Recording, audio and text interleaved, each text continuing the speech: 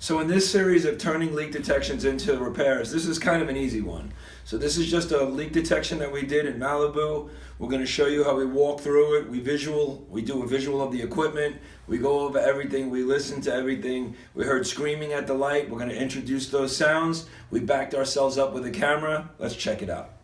So this is the complete pool. This is the complete leak detection that we did. It's in Malibu, California. We did a visual of the equipment.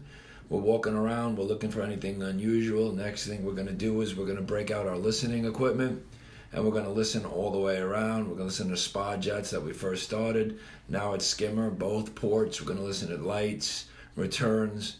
When we get to this light leak, we want you to hear what it actually sounds like, so check it out.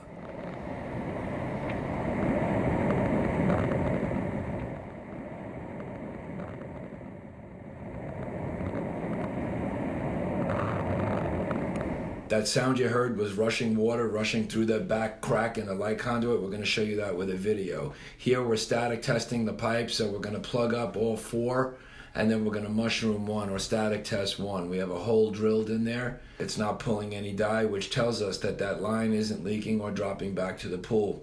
We're also going to static test the vac lines, and we're going to static test basically everything we can get our hands on.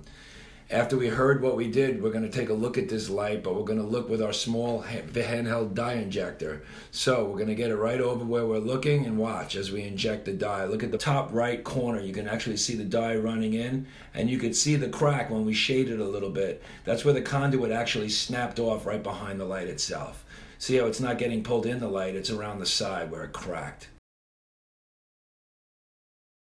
So on this leak detection, we found that the conduit snapped literally at the light, and that was the dye that you actually saw pulling. So this is going to be an expensive repair. We're not just going to go packing it with all sorts of fillers, epoxy, bubble gums, etc. We're going to repair this one right, which means we're probably going to have to dig it out or cut the niche out to get it right.